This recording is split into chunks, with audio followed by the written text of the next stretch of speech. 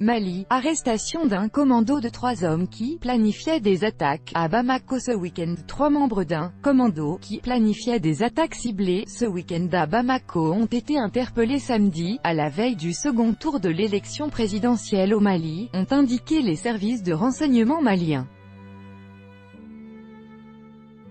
Les 3 Maliens, soupçonnés d'être les auteurs d'un braquage ayant fait 3 morts en octobre 2016, planifiaient d'autres attaques ciblées à Bamako ce week-end, selon un communiqué de la sécurité d'État. C'est au cours de la planification de leurs opérations, dont la nature n'a pas été précisée, que le chef du commando,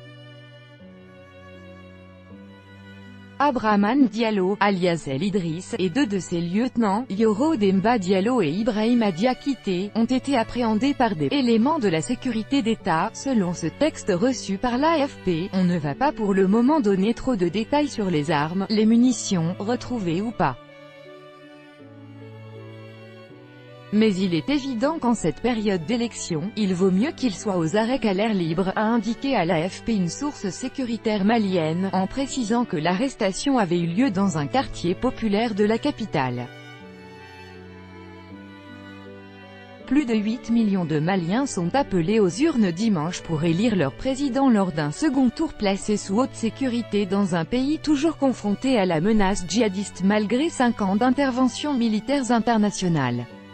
Les autorités avaient annoncé plus tôt dans la journée que la sécurité serait assurée le jour du scrutin par 36 000 militaires, soit 20% de plus que lors du premier tour. Le 29 juillet, 871 bureaux de vote sur les 23 000, environ 3% que compte le pays étaient restés fermés en raison de violences, empêchant près de 250 000 Maliens d'accomplir leurs devoirs civiques, surtout dans le centre et le nord, selon les autorités.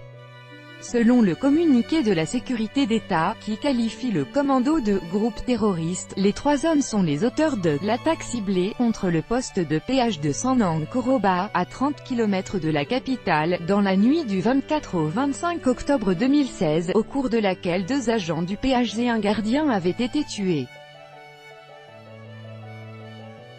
Cette attaque était apparue de nature criminelle, mais un mobile djihadiste n'avait pas été exclu, les assaillants ayant crié « Allah Akbar, Dieu est le plus grand » avant de s'enfuir.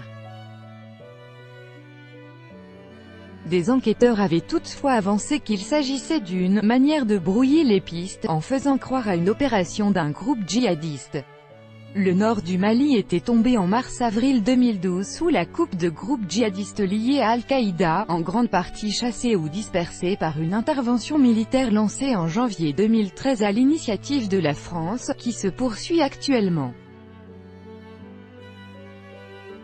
Malgré un accord de paix signé en mai-juin 2015, les violences ont persisté et se sont propagées depuis vers le centre et le sud du pays, puis au Burkina Faso et au Niger voisin, tous droits de reproduction et de représentation réservés. Copyright 2018, Agence France Presse.